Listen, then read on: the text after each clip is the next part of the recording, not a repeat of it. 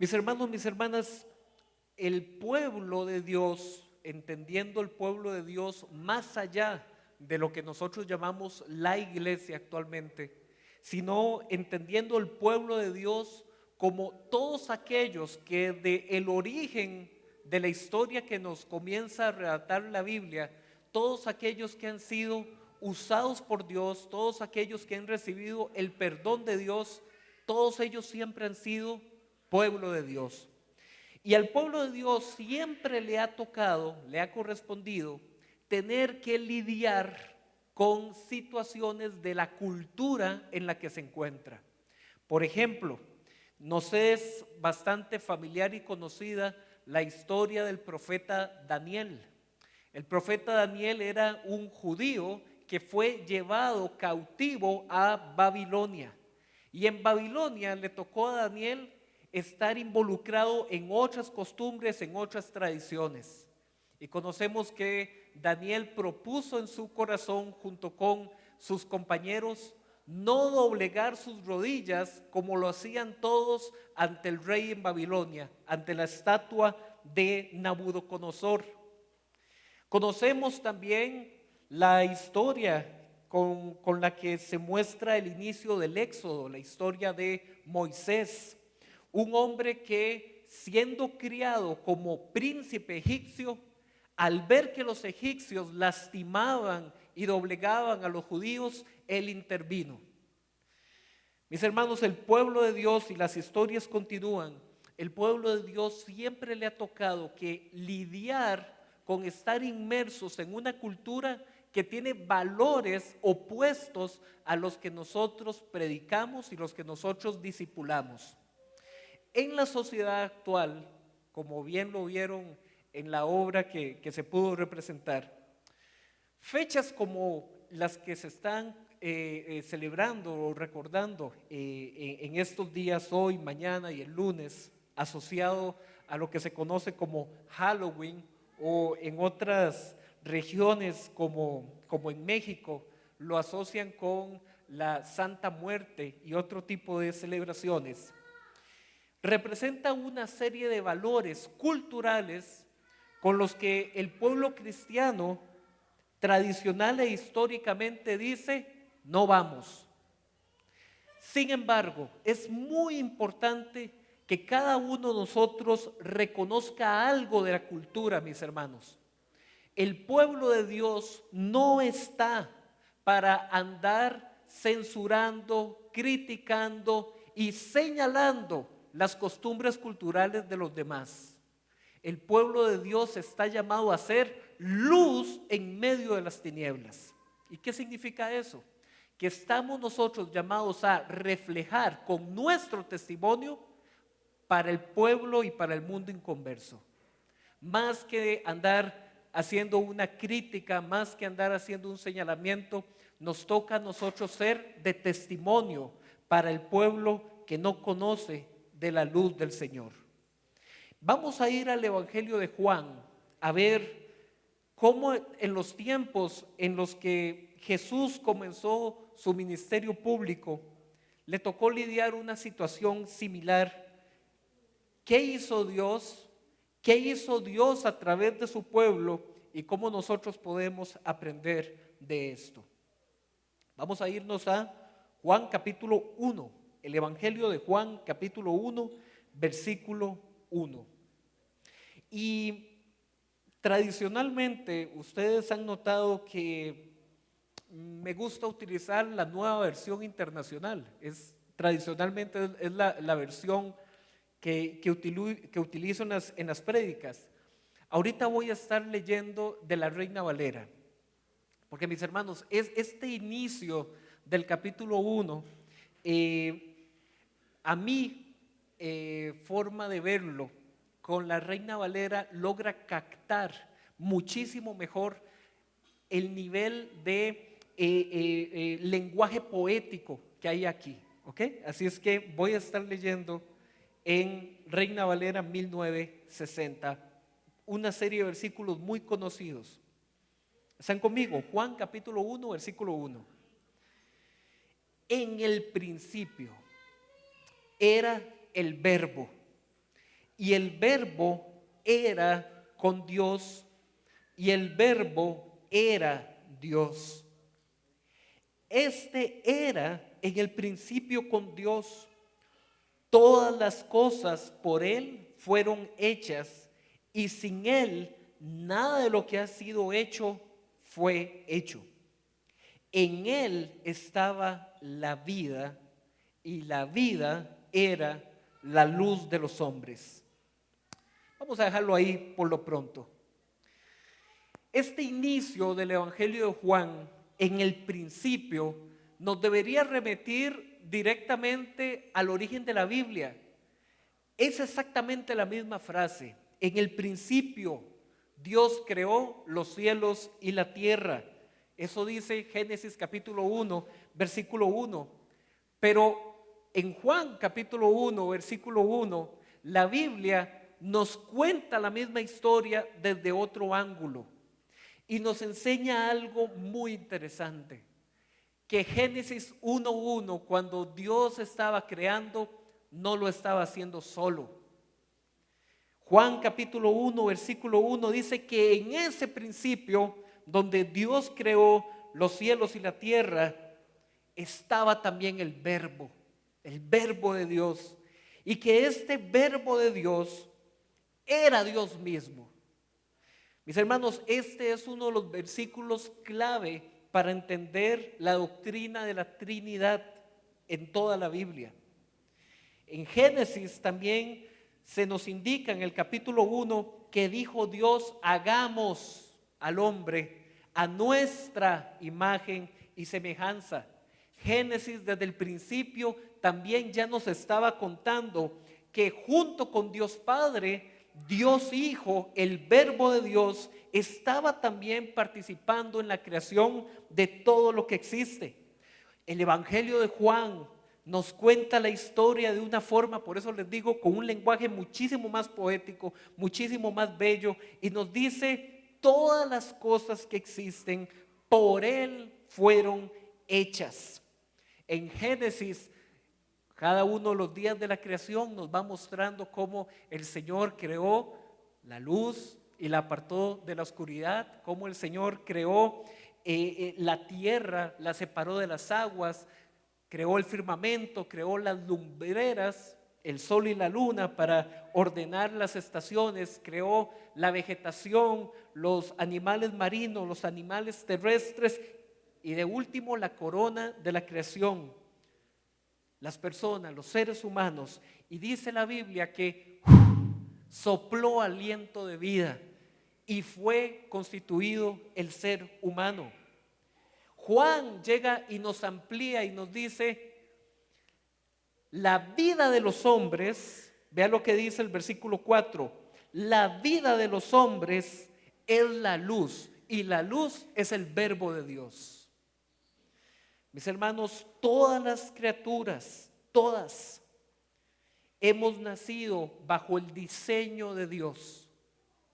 Sin embargo, esa primera pareja creada en Génesis, con su acto de desobediencia, hizo que ese diseño original quedara distorsionado. Los que han tenido la oportunidad de pintar una casa o pintar un edificio sabrán que después las brochas hay que quitarles la pintura y hay que echar aguarrás, ¿verdad? Hay que echar aguarrás ahí para que se quite la pintura de la brocha. Y quizás algún travieso o traviesa en la casa ha tenido la travesura de agarrar esa brocha llena de aguarrás y ir y pasarla por donde se estuvo pintando. ¿Y qué pasa, verdad? Con esa pared que había quedado tan clara, que ese diseño queda perturbado. Usted vuelve a ver la pared y usted dice: sí, claramente se ve que es beige, pero se ve un manchón, se ve una marca. Algo pasó ahí que el diseño original fue manchado. Mis hermanos, el pecado es esa mancha que está en el corazón y en el espíritu de todos nosotros. Somos diseñados por Dios y dice la Escritura que Dios hizo el diseño y en Jesús fuimos todos creados. Sin embargo, el pecado es ese manchón, es esa distorsión del diseño original de Dios. ¿Qué provoca? ¿Qué dice la Biblia? Que esa distorsión nos dio muerte espiritual y que la muerte espiritual nos apartó de la comunión que había con Dios. ¿Cómo se expresó? Primer pareja de hermanos, violencia, envidia. Caín comenzó a ver que la ofrenda de su hermano sí era aceptada. Tuvo envidia y lo mató. Dios, en un acto de misericordia, le pregunta, conocemos toda la historia, ¿dónde está tu hermano? ¿Acaso yo soy el que debe cuidar a mi hermano? Mis hermanos, la distorsión del diseño original de Dios trajo muerte espiritual, y la muerte espiritual condujo a que nosotros de pronto nos encontremos a gusto, en zona de confort, o como se dice, ¿verdad?, popularmente, en nuestro charco.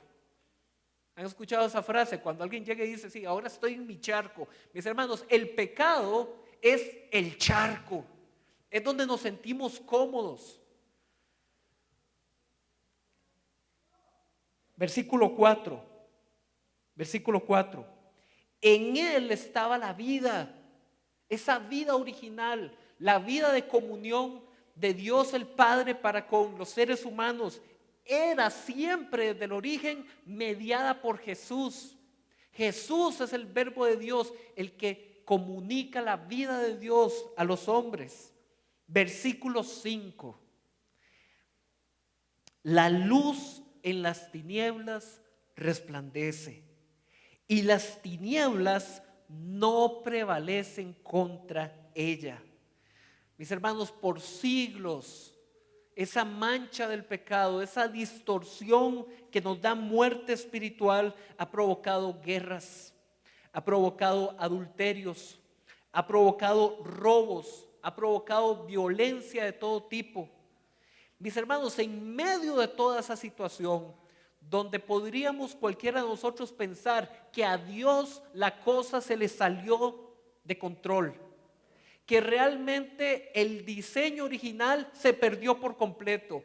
En medio de todo eso, de un lugar lleno de pecado, dice la Biblia que de pronto Dios depositó gracia en Abraham y llamó a Abraham de Ur de los Caldeos. Mis hermanos, Ur de los Caldeos era Babilonia, era un centro de pecado, y ahí Dios tenía cosecha, Dios tenía su pueblo.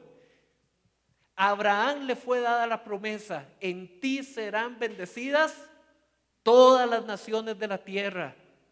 Mis hermanos, la promesa dada a Abraham es una promesa que Dios no ha roto. Nunca, ni por medio segundo en la historia, Dios ha perdido el control de su pueblo. Mis hermanos, Dios reina. Nosotros estuvimos estudiando por más de un año el libro de Apocalipsis, ¿se acuerdan? Y el libro de Apocalipsis inicia y termina con una realidad: que el que está en el trono gobierna, y que el que está en el trono entregó gobierno, potestad y dominio al Cordero. Mis hermanos, permítanme aquí hablar con cierto tono de ironía. Por favor, permítanme.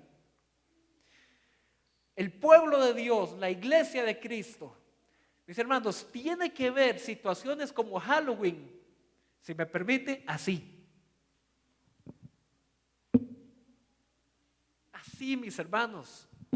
Eso no me toca, eso no me afecta, porque el Cordero de Dios está sentado junto al que gobierna en el trono. Nunca ha perdido el control. Visualmente podríamos caer en la tentación de decir: cada año más gente celebra Halloween, cada año vea más adornos, más disfraces, más cultura. Y podríamos caer en el error de decir, estamos perdiendo la batalla. Uy, no, qué barbaridad. Es que la cultura nos está ganando, ya los valores cristianos nadie los quiere. Mis hermanos, borremos esas ideas. Seamos la luz y la sal de esta tierra, porque a nosotros, por medio del poder del Espíritu Santo, Dios nos ha dejado aquí en medio de esa cultura para dar testimonio. Dios nunca ha perdido el control, mis hermanos. Por eso les digo, nosotros tenemos que ver Halloween como una basura que hay en el camino que hay que recoger y que hay que limpiar. No le demos al enemigo más importancia de la que debe tener. No le demos más fuerza de la que tiene. Mis hermanos, la Escritura nos enseña que en la cruz, Dios dio un golpe definitivo al enemigo. Dice la Escritura en Colosenses que Jesús expuso públicamente en la cruz vencidos a todos sus enemigos. Mis hermanos, dice la Escritura en Efesios capítulo 1, versículo 3, que nosotros ya hemos sido bendecidos con toda bendición espiritual y que ninguna hueste, dice, puede contra la iglesia. Mis hermanos, si eso es así y si eso es amén, ¿cuál es el miedo? ¿Cuál es el temor? Por supuesto, hay una realidad y no quiero minimizar esa realidad, y lo estuvimos viendo en la obra de teatro. Nuestros más pequeños, ¿ok? Nuestros más pequeños, mis hermanos. Tenemos cada uno de nosotros en nuestros hogares la misión de discipular a nuestros más pequeños. Y si en su casa ahorita no hay familia pequeña, están sus familiares, están sus vecinos. Hay mucha gente a la que les tenemos que dar testimonio.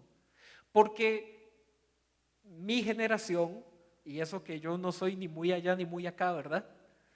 Y la generación de mis mayores, realmente Halloween en esas épocas, hace 20, 25, 30, 40 años atrás, no era el fenómeno cultural de comercio que es hoy, en los supermercados, en las tiendas. Realmente no pasaba de alguna película de bajo presupuesto, ¿verdad? Película de susto. Pero conforme han pasado las últimas décadas, cada vez se ha convertido más en un fenómeno de masas que viene a ponerle a nuestros más pequeños, de una forma sutil e inocente, un primer acercamiento a otros valores culturales con los que el pueblo cristiano no tiene asociación. Hace un rato leímos que en Él está la luz. Mis hermanos, Cristo es la luz del mundo. En esas épocas, como ya lo hemos dicho en el pasado, donde no había electricidad, las lámparas y las velas eran muy valiosas. No me refiero a dinero, me refiero a la utilidad de lo que era una lámpara. Y era tan importante que Jesús utilizó esa metáfora en una de sus parábolas. Y él dijo, he aquí que había un grupo de 10 vírgenes. Y esas 10 vírgenes eran parte del cohorte que estaba esperando a que viniera el novio. Pero el novio tardaba y tardaba en venir. Y el aceite de la lámpara comenzó a decaer. ¿Qué le dice eso al pueblo cristiano? ¿Cuál es ese aceite? ¿Cuál es ese combustible, mis hermanos, de la luz que tenemos que expresarle al mundo? Nuestro testimonio. Y esas vírgenes insensatas, dice el texto bíblico, no fueron a recargar su aceite. Y dice la Escritura que cuando llegó el novio se perdieron la fiesta. Se perdieron la fiesta, mis hermanos, porque nosotros tenemos que mantener la lámpara encendida. Tenemos que mantener esa fuente de combustible, de aceite bien importante en los contenedores de nuestros corazones. Versículo 6. La primera parte, en los primeros 5 versículos, lo que nos tiene que quedar muy claro es que Dios nunca ha perdido el control. Él gobierna desde su trono y que aunque parezca que las tinieblas van ganando, realmente, mis hermanos, la luz del Evangelio silenciosamente, por medio del amor, por medio del testimonio, sigue avanzando. Las puertas del Hades no prevalecerán contra la iglesia. Versículo 6, ¿están conmigo? Vamos a ver un momentito la figura de Juan el Bautista, porque de él podemos aprender mucho. Versículo 6, hubo un hombre enviado de Dios. Mis hermanos, nosotros no predicamos, no discipulamos, no enseñamos nuestras ocurrencias. Nosotros creemos en el mensaje del Evangelio que trae salvación. Y ese mensaje que trae salvación ha sido dado por Dios y ese es el que predicamos, discipulamos, enseñamos. ¿Ven la importancia de Juan? Juan no fue el único profeta que apareció en esa época en Jerusalén, pero sí fue el profeta enviado por Dios. Mis hermanos, pueden aparecer muchas voces a favor y en contra de cualquier cosa, pero la gran pregunta que el pueblo de Dios se tiene que hacer es, ¿esa voz es de Dios? ¿Ese fue enviado por Dios? ¿De qué manera podemos discernir las voces que llegan al pueblo de Dios y decir, esa voz es enviada por Dios? Vamos a ver el testimonio de Juan. Hubo un hombre enviado de Dios, eso nos da la clave, el cual se llamaba Juan. Este vino por testimonio, para que diese testimonio de la luz. Qué linda que es la palabra de Dios, ¿verdad, mis hermanos? A fin de que todos creyesen, por él.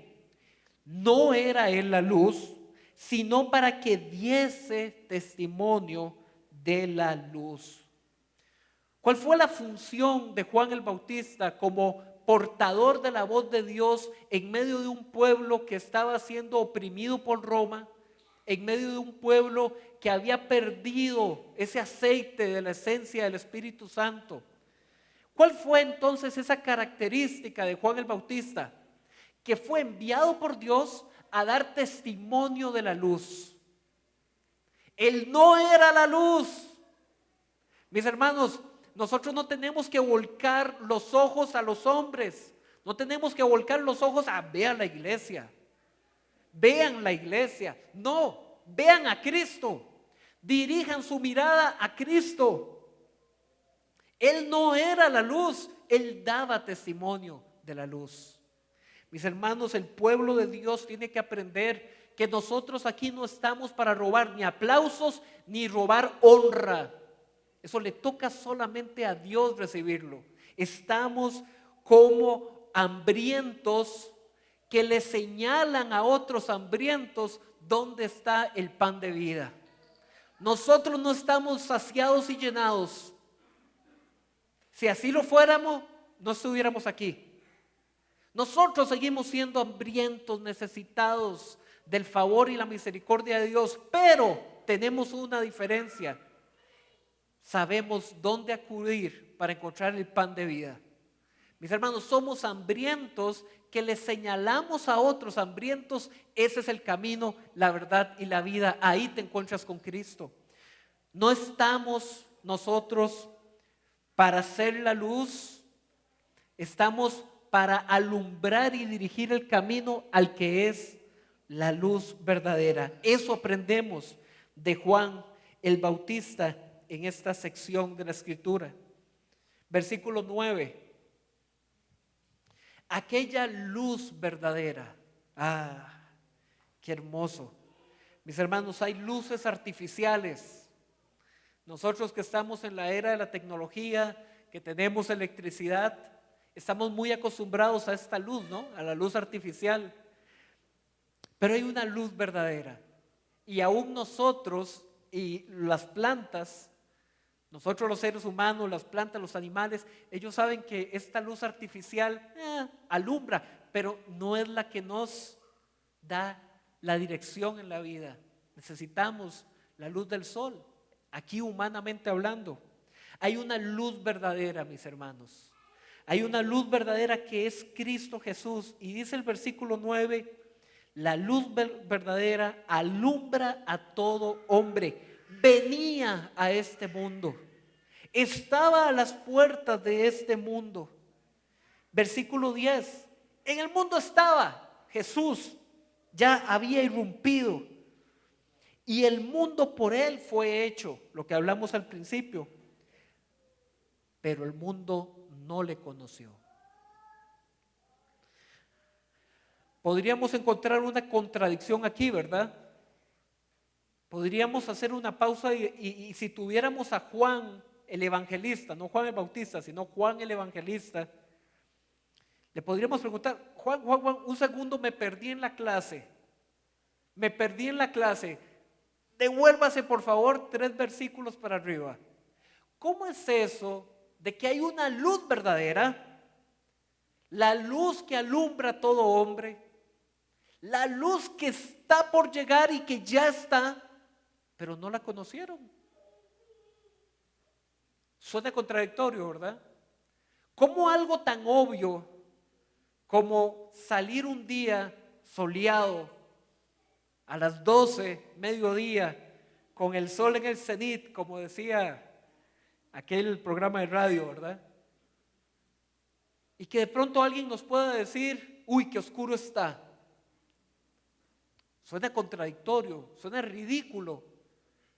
Que delante de la presencia de la luz del sol, alguien pueda decir qué oscuridad. Eso es lo que la Biblia está diciendo acá. Hay una luz verdadera, que es la vida, y no la conocieron.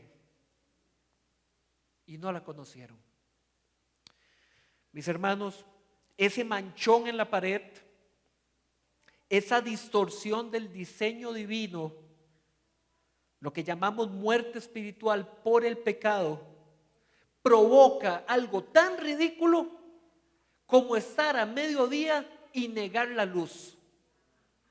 Estoy rodeado de la luz y no la puedo ver, no la puedo disfrutar. Jesús, hablando más adelante acerca de los fariseos, dijo en Mateo capítulo 23, son guías ciegos guiando a otros ciegos, ambos caerán en el foso. Mis hermanos, la luz verdadera ya está. La salvación está a disposición de todos. Es un manantial abierto para que, dijo Jesús, todo aquel que tenga sed, venga y tome. Es un manantial abierto. Sin embargo, mis hermanos, es imposible poder captar la belleza de esa luz si estamos sumidos en el pecado. El pecado nos vuelve ciegos. El pecado, aunque estoy rodeado del favor y la bendición de Dios, no lo puedo ver, no lo puedo disfrutar. Ahí está, porque Dios es fiel, Dios siempre está. Pero el pecado me hace andar en las tinieblas, me hace andar en oscuridad. La luz verdadera está, pero no la conocieron. Mis hermanos, versículo 11. A lo suyo vino. Jesús vino en una misión de rescate por muchos. A lo suyo vino. ¿Y qué dice el versículo? No lo conocieron. Ustedes se imaginan, recientemente, por medio de la televisión, nos tocó ver en los Estados Unidos unas inundaciones muy fuertes y gente que tuvo que refugiarse en su carro porque la inundación no le permitió salir, en techos de casas, en carros, y tenía que llegar en unas lanchas que tienen en los Estados Unidos el cuerpo de rescate y la milicia llegaban y ¿qué hacían cuando llegaban y estaban los que necesitaban ser rescatados? Mira, si te parece, puedes irte con nosotros. Si estás de acuerdo, si no lastimo tu conciencia, te invito a que vengas. No, ¿verdad? Hasta suena ridículo. Mis hermanos, el que está en profunda necesidad ve una oportunidad de salvación y dice, la tomo. Pero ¿por qué no le conocieron? ¿Pero por qué no le recibieron? Porque, mis hermanos, es como estar en ese techo de la casa inundada y decir, este es mi charco. Este es mi charco. Jesús, muchas gracias. No necesito ser rescatado porque en las tinieblas me siento a gusto. Estoy en mi charco. Mis hermanos, a lo suyo vino, pero los suyos no le recibieron. Sí, hay muchos aún hoy en nuestras casas, en nuestras familias, en nuestros barrios, que no le conocieron, que no le conocen. Versículo 12. Gracias, Señor, por el versículo 12. Porque hay esperanza. Sí, hay muchos que no le conocieron, pero, dice la Escritura, a todos los que le recibieron, a los que creen en su nombre, les dio potestad de ser hechos hijos de Dios, los cuales no son engendrados de sangre, ni de voluntad de carne, ni de voluntad de varón, sino de Dios. Mis hermanos, gloria al Señor, porque a pesar de nuestra necedad, a pesar de nuestra dureza, dice la Escritura, ustedes son duros de cerviz. A pesar de nuestra dureza, el Señor viene en una misión de rescate. Y cuando el Señor llega, ni siquiera pide permiso. Viene y dice, te rescato y te constituyo mi hijo, te constituyo mi hija. No depende de la voluntad de carne, no depende de la voluntad de varón. Son constituidos hijos de Dios por la voluntad de Dios, mis hermanos. El Señor está en una misión de rescate y sigue en una misión de rescate. Versículo 14. Y aquel verbo, ¿cuál? ¿Cuál verbo? El que comenzamos hace un rato en el versículo 1. Aquel verbo, el que ha estado desde el principio, el que ha estado desde Génesis 1:1 y desde antes de eso, creando todas las cosas, restaurando todas las cosas, fue hecho carne, habitó entre nosotros y vimos su gloria. Y voy a hacer aquí una pausa, como si fuera un quiz, un examen corto, ¿verdad? Para darme cuenta si el mensaje se entendió o si no, arrancamos de nuevo, Eva. Mis hermanos, a esta parte del mensaje es donde usted tiene que darse cuenta de lo que la Biblia nos ha venido aquí contando en estos pocos versículos. Léalo de nuevo, les voy a dar 10 segundos para que lo lean ustedes y si les cae el 5, vamos a salir de hoy transformados. En serio que sí. Vuelva a leer usted solo, le doy 20 segundos para que lea. Vuelva a leer el versículo 14. Cada uno, busque su Biblia, lea el versículo 14. Y por favor noten qué es lo que ahí está pasando, qué cambió, qué pasó, algo pasó.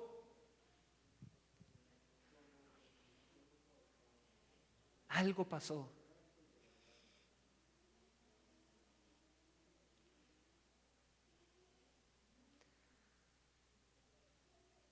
Les voy a dar una pista. Eso es como cuando las maestras se ponían, ¿se acuerdan? En la escuela que le decían a uno, sujeto, verbo y predicado, ¿se acuerdan? En las oraciones. Vean en ese versículo 14, busquen el verbo, busquen la acción. ¿Qué acción está ahí cayendo en el sujeto? Alguno que me lo diga, por favor, para salir bendecidísimo yo. Antes de eso,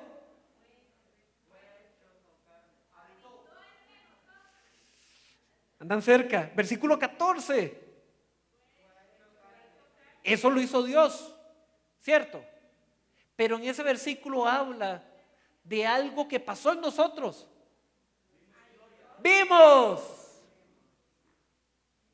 Porque antes no podíamos. Mis hermanos, de aquí para atrás, todo lo que hemos dicho es que el pecado causó una muerte espiritual que hace que en las tinieblas nos sintamos a gusto y que en las tinieblas le digamos a Dios, Señor, tranquilo, no necesito, que aquí me siento muy a gusto. La luz verdadera que alumbra a todos, no la recibieron. Vino en su mensaje, no lo creyeron, porque no se puede ver. Y de pronto el versículo 14 llega y dice, ¿saben qué? Vimos su gloria. Algo pasó. Algo pasó, mis hermanos, que ahora todos los que antes en la oscuridad se sentían muy a gusto, ahora vemos su gloria.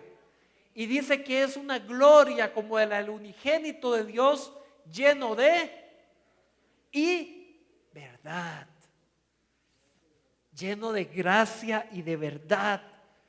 Mis hermanos, lleno de gracia, ¿por qué? Porque el Señor ante todo es perdón.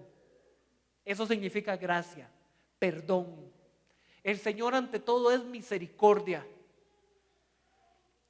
Un día, hace años, allá arriba en la misión, en una clase de Biblia, yo estaba explicando este mismo tema. Y un estudiante me preguntó, muy honestamente, él no lo hizo con ninguna intención o no parecía que tuviera una intención como de burlarse del tema, sino que de una forma muy genuina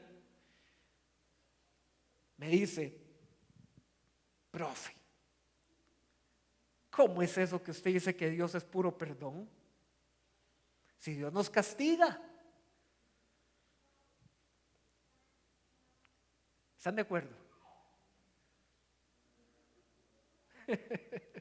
Muy buena pregunta, por cierto, muy buena pregunta. Y en aquel momento, creo yo que con un rayito así del Señor, ¿verdad? Le pude responder con un poquito de sabiduría. Y le dije lo mismo que les voy a decir a ustedes en esta noche. La muestra de que Dios es puro perdón es que usted y yo seguimos respirando a pesar de que somos pecadores. La muestra de que Dios es misericordia es que usted hoy esté aquí escuchando este mensaje y se lo pregunte. Mucha gente no tiene esa oportunidad. Vimos su gloria. Y cuando vemos la gloria de Dios, ¿qué es lo primero que vemos? Perdón y misericordia. Vimos su gloria y la vimos llena de gracia. Nos encanta ese mensaje. ¿Sí o no? Lindísimo mensaje. Claro, el Señor me acepta, el Señor me perdona. Ojo, pero no es lo único que el Señor tiene. Vimos su gloria llena de gracia, perdón y misericordia. Qué bien me siento ahí. Señor, gracias porque todos los días me perdonas. Como dirían los señores de antaño, los abuelos, el que peca y ora empata, ¿verdad? Sí, pero no es lo único, el versículo no termina ahí. ¿Qué más dice? Que la gloria de Dios está llena de gracia y de verdad. Ahí es donde la cosa se pone hermosísima, mis hermanos. Porque cuando vemos a Cristo, lo primero que nos encontramos es misericordia, es perdón, es su gracia. Pero luego el Señor nos dice, Ya te constituí mi hijo, ya te constituí mi hija, te he perdonado, te he lavado de tus pecados. He hecho en ti una obra, dice la Escritura, de que Él a los que estaban muertos les da vida espiritual. Lindísimo hasta ahí, pero dice la Escritura que Él nos llama a vivir en verdad. Y mis hermanos, la verdad del Señor nos es conocida aquí arriba, nos es comprendida a través de su palabra. En el corazón recibimos su perdón, su misericordia y su gracia. Y dice la Escritura que en el corazón, Romanos capítulo 10, creo y confieso con la boca. Amén, lindísimo. Pero luego un poquito más adelante, acabo de citar Romanos capítulo 10, versículo 8, 9 y 10. ¿Verdad? Con el corazón se cree, mas con la boca se confiesa para salvación. Romanos 10. Pero si avanzamos unas páginas hacia adelante, en Romanos 12, dice que ofrezcamos al Señor nuestro culto racional. Y dice Romanos 12, versículo 2, no se conformen al siglo presente, sino renuévense en el espíritu de su mente, para que puedan reconocer la buena y perfecta voluntad de Dios y agradable voluntad de Dios.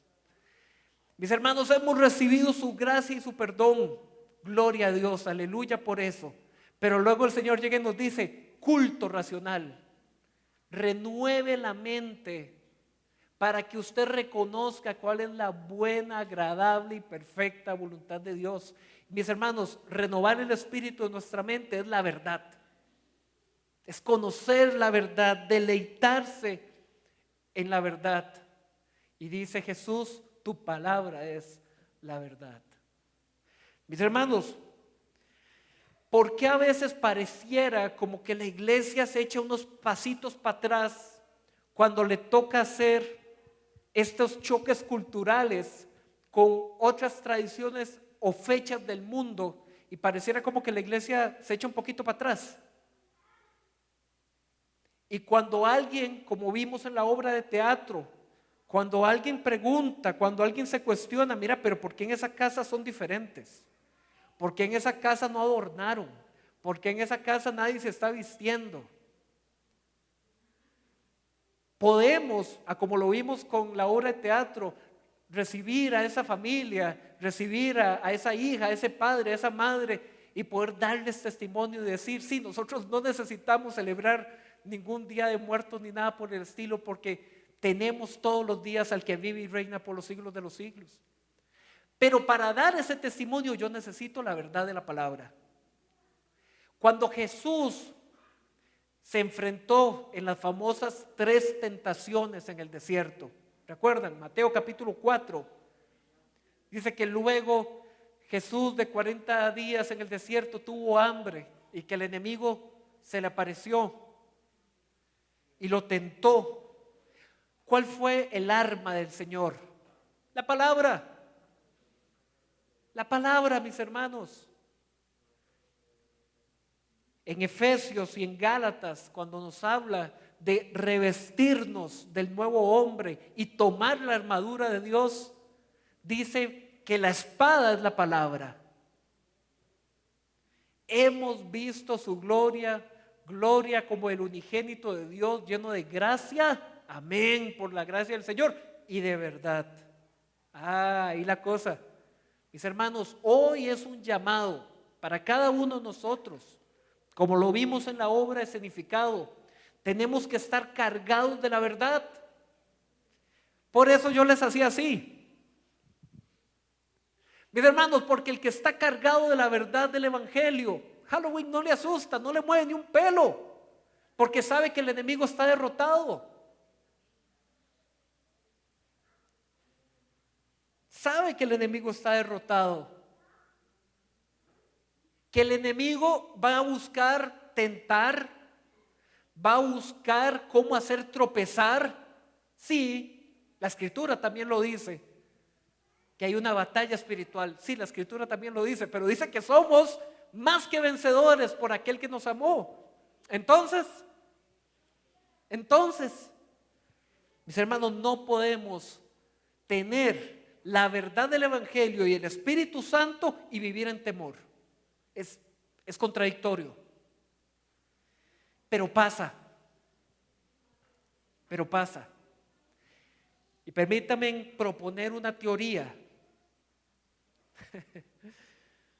Mis hermanos, he titulado este sermón "Las tinieblas no prevalecieron". Mis hermanos, la luz de la verdad del Señor, cuando aparece en nuestras vidas, disipan cualquier tiniebla. Si nosotros vivimos con temor,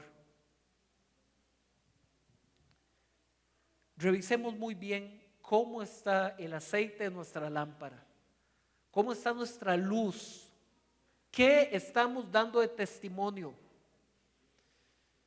Mas tú, cuando oras, entra en tu cuarto y busca a tu Padre en lo secreto. Mis hermanos, en lo secreto, cada uno de nosotros tiene que darle aceite a esa lámpara. Venir al culto, celebrar en comunidad es importantísimo. Pero el aceite en mi lámpara, yo lo tengo que buscar en lo secreto. Y ese es un llamado personal. Tenemos que estar equipados para dar testimonio, por supuesto. Eso lo logramos con la verdad del Evangelio. Pero yo necesito que esa verdad del Evangelio vaya saturada del aceite de la lámpara del Señor, de su Santo Espíritu. Y eso se logra en lo secreto, mis hermanos, en lo secreto. Amén. Estamos llamados a dar y a reflejar la luz del Señor. Hemos visto lo que antes no podíamos porque estábamos cegados por el pecado. Hemos visto ahora. Y gloria al Señor porque lo hemos visto. ¿Me acompañan en oración?